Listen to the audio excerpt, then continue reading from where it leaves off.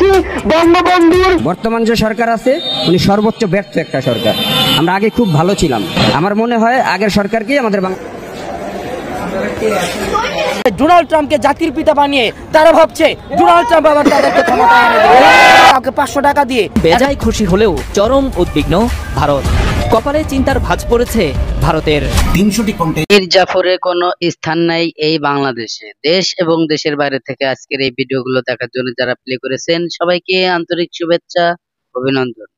দর্শক শ্রোতা, শুরু থেকে সানজিদ আলমের একটি ভিডিও ফুটেজ দেখেছেন, একে একে সবগুলো ভিডিও আপনাদের আজকে দেখাবো। দর্শক, আজকের এই ভিডিওতে খুবই ইম্পর্টেন্ট এবং গুরুত্বপূর্ণ কিছু কথা আছে। আপনারা যদি কথাগুলো না শোনেন হয়তো অনেক কিছু মিস করবেন। দর্শক শ্রোতা, সানজিদ আলম বাংলাদেশের সমন্বয়, বাংলাদেশের ছাত্র সংগঠনের বিশাল একটি সমন্বয় এই সানজিদ আলম।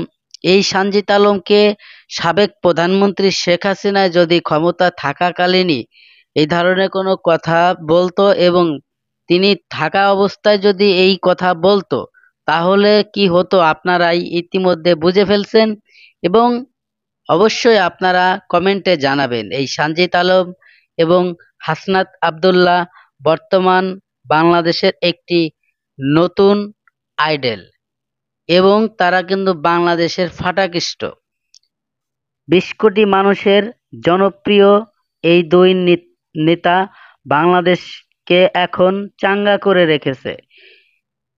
সোশ্যাল মিডিয়া থেকে শুরু করে সব জায়গায় তারা এখন পপুলার এবং জনপ্রিয়।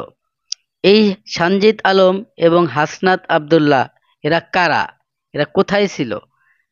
এই ছাত্র আন্দোলনের আগ মুহূর্তেও তারা কিন্তু সাধারণ একজন ছাত্র ছিল।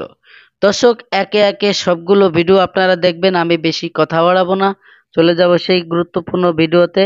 এবং ভারত থেকে ছাত্র জনতার সঙ্গে রক্তের সঙ্গে বেইমানি করে নতুন উপদেষ্টাদের নিয়োগ দেওয়া হয়েছে বলে মন্তব্য করেছেন বৈষম্য বিরোধী ছাত্র আন্দোলনের আহ্বায়ক হাসনাত আব্দুল্লাহ। অন্তর্বর্তী সরকার ছাত্রদের সঙ্গে মশকরা করছে বলেও মন্তব্য করেন তিনি। বিকেলে ঢাকা বিশ্ববিদ্যালয়ের শিক্ষার্থীদের ব্যানারে রাজু ভাস্কর্যের পাদদেশে মানববন্ধনে তিনি এই কথা বলেন। অন্যদিকে আঞ্চলিক বৈষম্য দূরীকরণ সহ 3 দফা দাবি জানিয়েছে উত্তরবঙ্গের সাধারণ ছাত্র জনতা। সাদিয়া কানিজের রিপোর্টে দেখুন এর বিস্তারিত। শেখ বশির উদ্দিন ও মোস্তফা সরওয়ার ফারুকীকে অন্তর্বর্তী সরকারের উপদেষ্টা করার প্রতিবাদে এই মানববন্ধন আয়োজন করে ঢাকা বিশ্ববিদ্যালয়ের শিক্ষার্থীরা। এতে সংহতি জানায় বৈষম্য বিরোধী ছাত্র আন্দোলনের কেন্দ্রীয় নেতারা। এ সময় অন্তর্বর্তী সরকারের কঠোর সমালোচনা করেন সমন্বয়করা। বলেন, ছাত্র জনতার রক্তের উপর আওয়ামী লীগকে পুনর্বাসন করা হচ্ছে। বিপ্লবের আকাঙ্ক্ষার বিপক্ষে অবস্থান নিলে সরকার পতনের হুঁশিয়ারিও দেয় বৈষম্য বিরোধী ছাত্র আন্দোলন।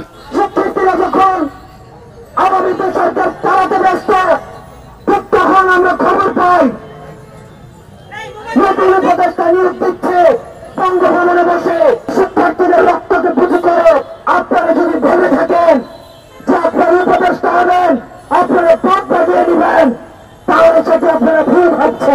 এদিকে আঞ্চলিক বৈষম্য দূরীকরণের 3 দফা দাবিতে টিএসসি ক্যাফেটেরিয়ায় সংবাদ সম্মেলন করেছে উত্তরবঙ্গের সাধারণ ছাত্র জনতা।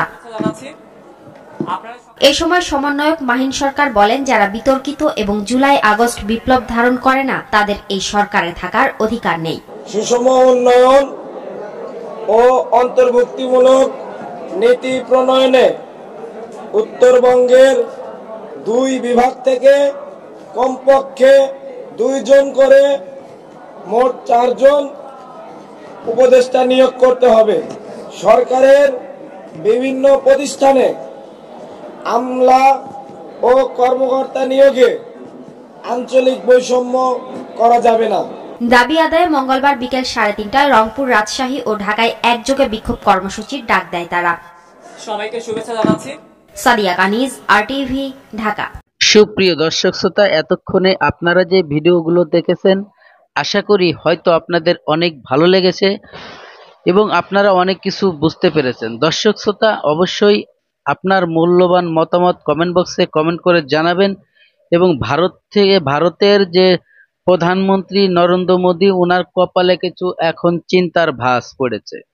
কেন? আপনারা ইতিমধ্যে যে ভিডিও ক্লিপটা দেখেছেন, এই একটি পাকিস্তানের থেকে একটি যুদ্ধজাহাজ এসেছে বাংলাদেশে, একটি মালবাহী যুদ্ধজাহাজ।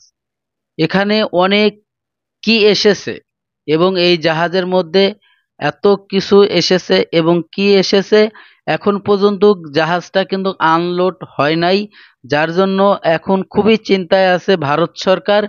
কি এসেছে পাকিস্তানেতে প্রায় 40 বছর পরে, 40 থেকে 50 বছর পরে এই প্রথম বাংলাদেশে যেটা পাকিস্তানের থেকে একটি বড় শিপ এসেছে।